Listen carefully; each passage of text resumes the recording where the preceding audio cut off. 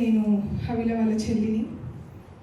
నేను సాక్ష్యం పంచుకోకముందు సామెతల గ్రంథం 19th చాప్టర్ 21 వర్స్ ఒకసారి ఎవరైనా చదువుతారా? పాటలు పాడడం అన్నీ ఎక్కువ ఆంటీ అక్కకే నేర్పించేది. అక్కతో మేము అక్క ఎలిజబెత్ ఆంటీ ఇద్దరు చాలా హెబ్రోన్ బ్రాంచెస్కి తిరిగారు.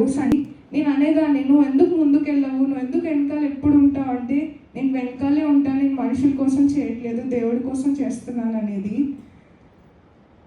అలా అక్క ఒక సాక్ష్యంగా నాకు ముందు నడుస్తూ వెళ్ళింది.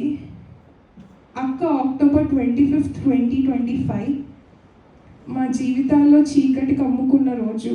మేము ఎప్పుడూ ఎక్స్పెక్ట్ చేయలేదు ఆ రోజు మా జీవితాల్లో వస్తుందని. అక్కకి 2025లో వచ్చిన వాగ్దానం ఏంటంటే,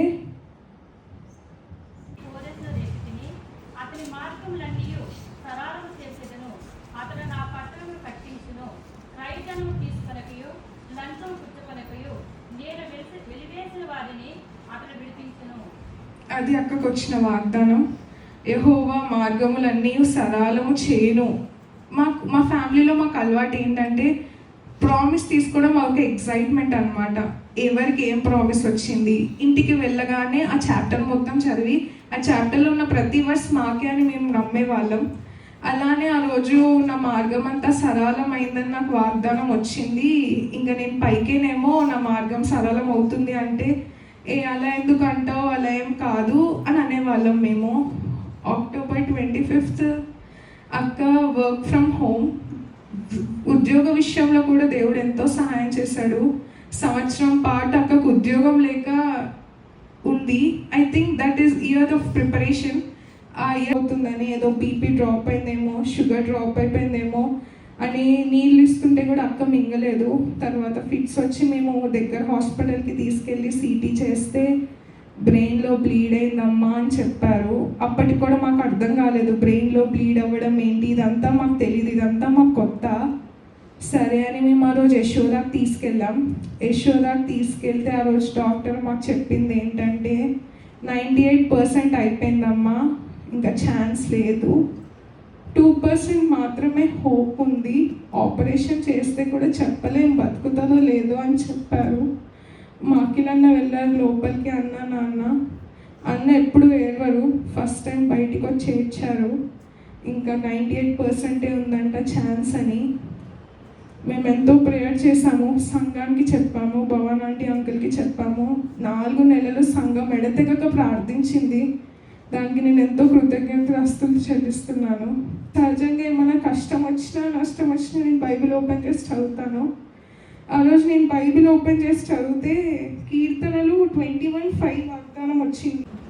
మీరు ఆయుష్ నిమ్మని వరం అడగగా నేను వారికి అది అనుగ్రహించి ఉన్నాను అని ఉంటుంది. ఆ వాక్యం వచ్చింది నాకు 4:20.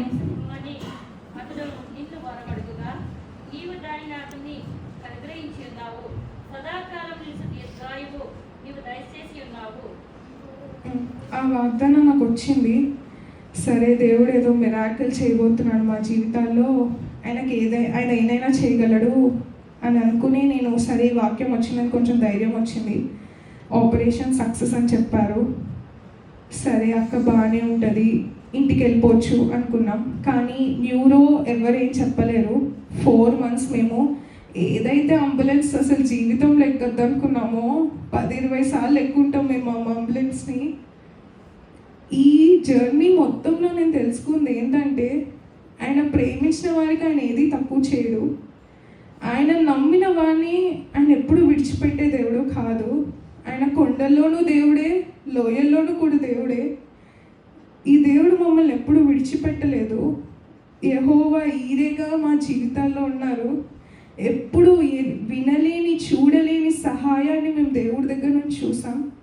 ఆకాశ వాకిళ్ళు విప్పినంతగా విప్పాడు మా కోసం యేసయ్య. ఆయన అసలు మా చెయ్యి అనేది విడిచిపెట్టలేదు. ప్రతి ఒక్కరిలో దయ, మేము కలిసిన ప్రతి ఒక్కరిలో మా మీద జాలి చూపించేవాళ్ళు. గాడ్స్ ఫేవర్ మా మీద 4 months చూసాము. ఒక్క క్షణం కూడా మమ్మల్ని ఆయన విడిచిపెట్టలేదు. అదైతే నేను ఖచ్చితంగా చెప్పగలను. ఈ జర్నీలో నాకు చాలా ప్రశ్నలు వచ్చాయి.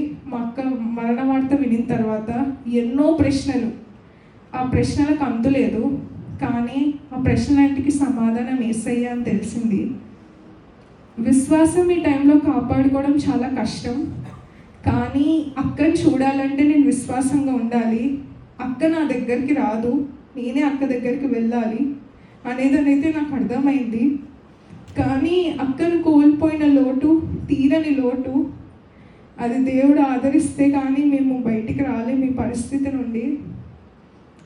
ఆయన ఎంతైనా నమ్మదగిన దేవుడు. మా జీవితంలో మమ్మల్ని ఎంతగా ఎందుకు ప్రేమించాడో నాకు ఇప్పటికీ అర్థం కాదు. ఏ మంచితనం లేదు మాలో, ఏ యోగ్యత లేదు, ఏ అర్హత లేదు, అయినప్పటికీ ప్రేమించాడు. ఆయన ప్రేమకు షరతులు లేవు, హద్దులు లేవు. అదైతే నేను తెలుసుకున్నాను. 5th అక్టోబర్ 25 మరి బ్రెయిన్ స్ట్రోక్ గురైంది. సరే, అంతకుముందే వాగ్దానం తాను సంవత్సర వాగ్దానం, నా మార్గం సరళం చేయబడింది అని ఒక విధంగా తను వివేచించింది. మరి 21 కీర్తన 4వ వచనంలో దీర్ఘాయుష్ అంటే మనం సర్వసాధారణంగా ఈ శరీర సంబంధమైన ఆయుష్ అనుకుంటాం. దీర్ఘాయుష్ అంటే లేఖనాల్లో నిత్యజీవం అని కూడా మనం అర్థం చేసుకోవచ్చు.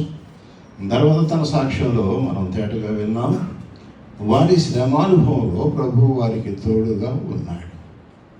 మరి ఆ యొక్క వ్యాధిని బట్టి దుఃఖం, బాధ, వేదన, చింత, దిగులు ఉన్నప్పటికీ కూడా ప్రభు తోడుగా ఉన్నాడు. ప్రభు సన్నిధిని వారు అనుభవించారు. మరి ప్రార్థించిన వారందరిని బట్టి కూడా వారు మరి కృతజ్ఞతలు తెలియపరిచారు.